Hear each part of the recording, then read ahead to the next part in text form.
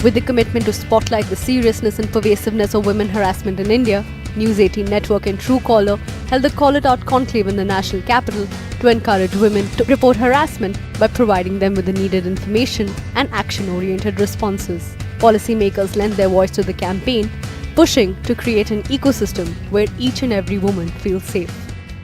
इस देश में संविधान भारत का हर महिला को यह अधिकार देता है कि वो अपने जीवन के निर्णय खुद ले, कि वो स्वतंत्र हिंदुस्तान में सर उठाकर जिए।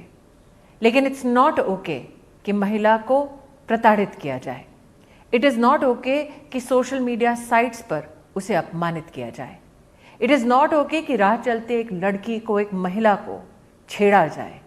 इट इज़ नॉट ओके कि महिला को उपहास का या फिर एक सेक्सुअल ऑब्जेक्ट बनाकर समाज में उसकी चर्चा की जाए। It is not okay to harass women. आज मैं चैनल के माध्यम से अपील करती हूँ हर हिंदुस्तानी को कि अगर महिला प्रताड़ित हो रही हो, अगर महिला को संरक्षण की दरकार हो, अगर महिला को सहयोग की ज़रूरत हो, तो कृपया 181 पर सरकार से, प्रशासन से संपर्क करें। It is not okay to harass women. ये संदेश हर घर, हर समाज तक पहुंचाएं। I think for many years the internet represented all things positive about technology. But clearly over the last 5 to 7 years there has been this phenomenon of user harm and the negative forces that are also on the internet. And clearly this is almost growing at a rate at which the internet is growing. And that is why if you see the government, when the government speaks about the policy, its policy positions on the internet, it says we would like to, we want to, and all of our policies are directed at ensuring that the internet in India is always open, i.e. free from any monopoly or powers, and B, it is safe and trusted, and C, that the intermediary user relationship is always one of accountability. Now for that, we have started with rules. I think we will progress as we go down the road with a new legislative architecture and framework that may include a new law, that may include new rules, that may include a broader data governance framework on how people use data, how people farm data, how people harvest it, etc., etc. I can assure you that our approach to this is very urgent. We know that we are going to go from 800 million Indians online to 1.2 billion Indians very quickly. We would like the institutional and legal framework for a safe and trusted internet and an open internet and an accountable internet to be in place before we reach those numbers. Online women harassment मुख्य रूप से 3 प्रकार से होते हैं। पहला बदनामी करना, दूसरा ब्लैकमेल करना और तीसरा हैरेसमेंट है बिना चाहे अश्लील मैसेज भेजना। यह उचित समय है कि हम भारतवासी अपनी माताओं और बेटियों को कहें कि हम मजबूती से तुम्हारे साथ खड़े हैं। साइबर अपराध विभाग के अंतर्गत ऑनलाइन शिकायतें दर्ज की जा सकती हैं, जहां आप अपनी पहचान के साथ और गुमनाम रूप से भी शिकायत दर्ज कर सकते हैं।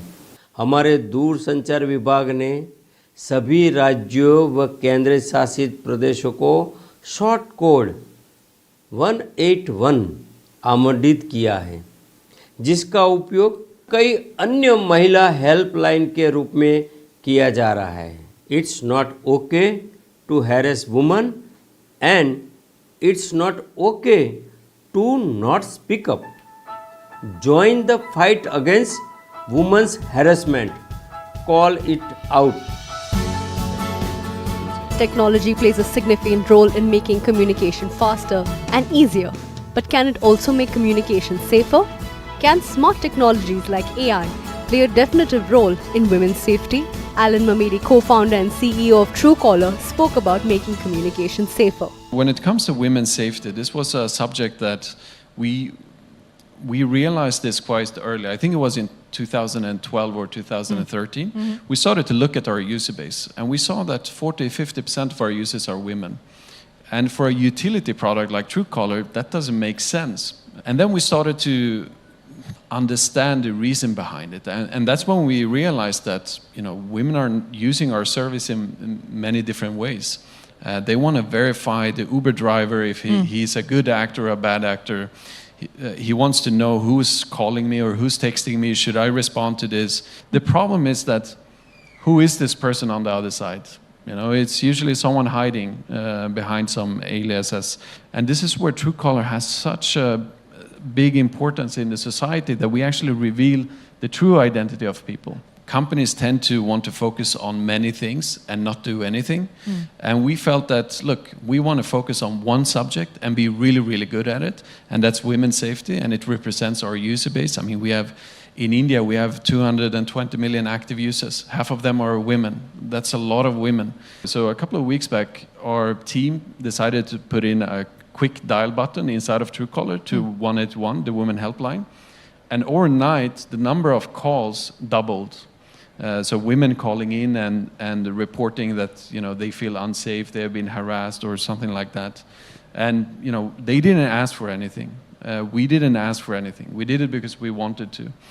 And, you know, when speaking with Swati, who's the chairperson of the Delhi Commission for Women, gave me some good ideas on, you know, how can we, when women call this helpline, how can we trigger a location sharing to them so they know where this person is, because apparently that's one of the big challenges. How do you find these women who feel unsafe? So there's so much we can do. And we have the platform and the reach to create these tools to make communication safer. And these are unknowns, you know, and I think that's always what drives us. Breaking the chain of harassment globally, India and Sweden have joined forces to empower women. Sweden's ambassador to India spoke about the Kraft Samla initiative and how it is creating inclusive workplaces with gender sensitization as a priority. Kraft Samla began as a fairly modest program in skilling in a few companies that traditionally are based in Maharashtra and in Karnataka, in Pune, in Bangalore, in many other places, but that's where the manufacturing companies have been based. So we started by taking in a consultant from the UN to look at what was being done internationally. How could we do it here? How could we also encourage more employment, safety in the workplace, getting to and from work, and also skilling women for women non-traditional jobs. All the companies are involved in this. It's moved on. The latest campaign is a gender sensitization project in awareness, really. You know, the everyday pitfalls that we fall into, gender roles, micro harassment, and also things that in the workplace should not be there, should never have been there, but certainly shouldn't be there in 2022. And we're very happy that Kraft Samla continues to garner a lot of interest. And the companies, the chamber, and of course Team Sweden as such is very happy to be part of it, to sponsor it. I saw we were patrons, we're also matrons of this program. Taking forward the topic of constructing a workplace environment that rejects sexual harassment was Annika Putainen, a director of the board at Truecaller. She spoke about taking proactive steps in creating diverse workplaces around the world. In recent years, diversity and inclusion have climbed up on the top of the agendas of boards of directors all over the world. Today in Sweden, there was one study said that the percentage of women in the working age that are in the workforce is 78.6. However, there is still much work to do. Percentage of women in senior executive roles is just about 17%. And that is same also in India. It's a low number for that. And why is that? It's the social norms, I would say. It's not the women who need support to have a career in a company. It is the bosses who need this retraining in how they think. And I think, you know, we need a change in how we look at women as workforce. We are equal in all the sense. At Truecaller, we believe that harassment and abuse, that they are major barriers to women participating in the workforce. It's only about 20% of women in the working ages of 15 to 59 years that are part of the labor force. This is official figures. Also in the majority of women, working women, not in the formal organized sector, that's 90%. There also, for them, issues of harassment, abuse are even more acute because they don't know where to turn to. They don't have the ability and lack access to basic mean of redressal. So that's why it's important, I would say, that we have board representation, we have women, we have role models, we have bosses who are women, just because they are real life influencers and showing the way, and I think it's super important.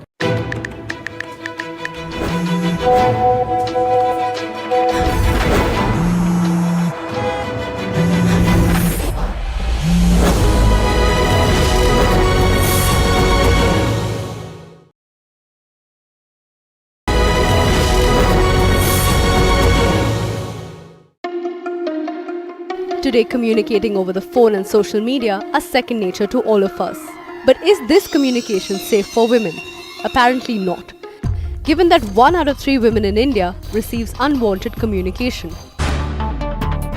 This was the focus of a power-packed discourse at News18 Network and Truecaller's Call It Out Conclave, which shone the light on expanding the boundaries of communication when discussing harassment. The panelists included actor Ravina Tandon, MLA Atishi, Dr. Ranjana Kumari, the Director of Centre for Social Research, Chaya Sharma, Joint Commissioner in the Economic Offences Wing of the Delhi Police, and Dr. Sameer Parekh, Director of the Department of Mental Health and Behavioural Sciences at Fortis Healthcare.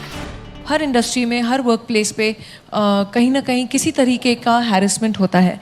And जहाँ तक कि आप harassment की बात करें तो हमारे industry में भी है. I will not deny the fact कि नहीं है. प्रॉबली हर एक लेवल पे एक अलग तरीके से हरासमेंट होती है. I would like to say yes that this is a problem that we need to tackle with all the young minds and it's very necessary for us as moms also to tell our children that this is the time, whether a boy or a girl, don't just watch silently, but yes, do speak out, because it's not okay.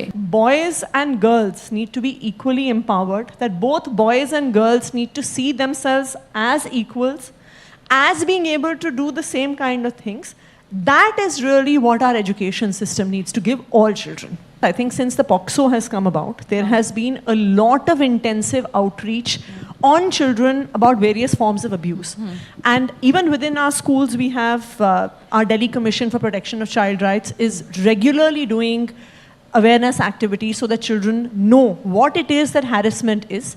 And number 2, we have counselors in our schools whom they can actually reach out and share in confidence any harassment that they may face. Women don't speak because they, A, have been told not to speak. B, that the moment they speak, there will be so much of social pressure. But it's not okay not to speak.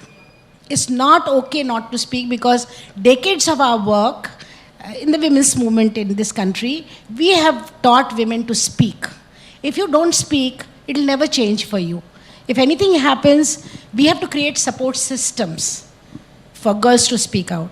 If the support system is not available within the family, the parents are, rather reprimand them, punish them for speaking out, instead of supporting and standing by the girls and saying that, okay, if this has happened, we will take care, we will be with you, we will fight back along with you.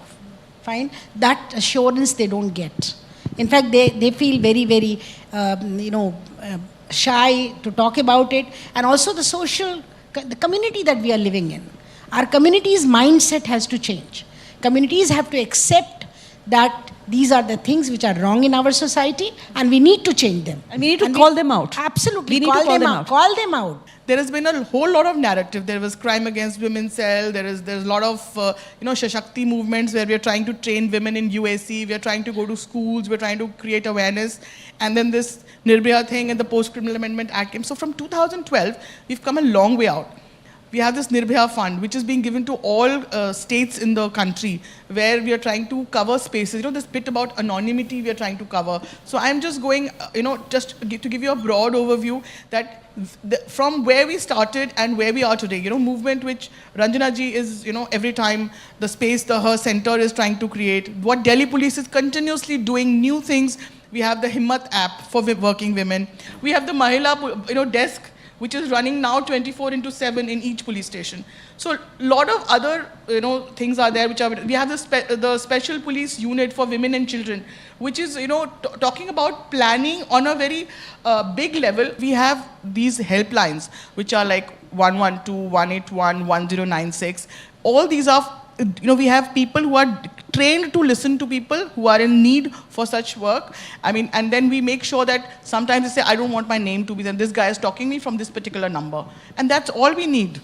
So we make sure that that anonymity is there. Depression, anxiety, insomnia, relationship problems, physical health problems, PTSD, self-esteem issue, body image issues will be overwhelmingly more where there is harassment. Media literacy is the need of the hour. We need to focus upon education while we continue to work on call it out, and we continue to make sure people have consequences. If you don't work on both spectrum, then you will fail. Taking the stage to shed light on the initiatives undertaken by the Delhi Police to fight harassment was the Commissioner of Delhi Police, Rakesh Asthana. We have an emergency helpline 112. It's a general helpline, and a special helpline for the women in distress, that is 1091. If you happen to visit our command and control center, we are using the technology in the most appropriate manner so as to reduce the response time. I take pride in telling you that our response time has gone down from 8 minutes to 3.6 minutes this year, and we have been trying to improve it further. We have an anti-stalking and anti-obscene call helpline also, 1096. Last year in November, all the districts in the Delhi, we have started cyber police stations which are designed and mandated to investigate the cyber crimes exclusively. Apart from this, we have been working on a project known as Pink Booth. Right now we have established more than 125 pink booths across the city. These booths are manned by the lady police officer, and the women on the ground, if they want to have some assistance in physical form, our lady officers are there. Statistics suggest that more than 50% girls and young women on social media platforms have faced online harassment. It is the need of the hour to make the internet safer for women and also raise awareness about the resources available to report online harassment. Discussing how to make digital communication safer for women and girls was an esteemed panel comprising Shaina NC, politician and social worker, Osama Manzer, founder and director of the Digital Empowerment Foundation, KPS Malhotra, Deputy Commissioner in the Intelligence Fusion and Strategic Operations Unit of the Delhi Police, Puneet Bhasin, advocate and cyber law expert, and Pragya, Director of Public Affairs at Truecaller. By the end of it, I had 478 messages. They were in Hindi. When I read, it was about me, what I was wearing, my body parts, how this person is fantasizing about me. And it was extremely painful because I, for a second, thought, have I done something to gain this kind of traction? I registered a complaint, and I'm so glad that I did what I did, and I'm so glad I had my family support. I would urge every single one, put your career aside, put your, your thought processes aside, and really speak up, because it's just not okay for anybody to take advantage of you. Solution is you need to approach the police. You want to maintain your anonymity. Yes, there are ways and means. You can report on the cybercrime portal. It is www.cybercrime.gov.in. Once you do that and you want to maintain your anonymity, there are provisions of the same. We have 15 cyber police stations, each for one for each district. So by means of that, we have created somewhere or the other geospatial advantage for the citizens of Delhi. So the person staying in one part of the Delhi can go to the nearest cyber police station in case he or she wants to report even in if the person. harasser is not in Delhi. Yeah. Could be anywhere across the world. You are being harassed immaterial where the harasser is. Take screenshots of all kinds of content that would be, let's say, related to the harassment, whether they may be chats, whether identity-related photographs, content that you can collect. Let's say there are multiple people harassing you, something that has gone viral. Then the police also has the power to approach the court and find out the first originator, who is the person who has originated such content which is depraving in nature about. So the entire evidence trail is there. It's just that the knowledge about how to get it should be there. Every evidence which is digital, and even if it's a photocopy or a screenshot, is considered primary evidence. It is very important that we understand that online tools, curative tools are very necessary. But the point is that the bigger evil here is the social evil. And social evil can only be solved by preventive measures. Technology has preventive measures by identifying people. About 1 in 5 women are harassed online, and we did a quick survey, and it basically said that 85% of the women got harassed, but only 12% of them reported it. And this is really the reason why we decided to build on the last 5 years of It's Not Okay, saying that you need to call it out. There are also helpline numbers which we've pinned even within Truecaller. The role that our platform is playing is that because we're able to identify calls, women have a lot more context. When you have that context, it empowers you to block that number, and it also allows you to feel safe. The Call It Out Conclave in New Delhi witnessed policymakers, law enforcers and other influential voices highlight ways to fight women harassment and develop a comprehensive approach to ensure women's safety in the online and the offline world.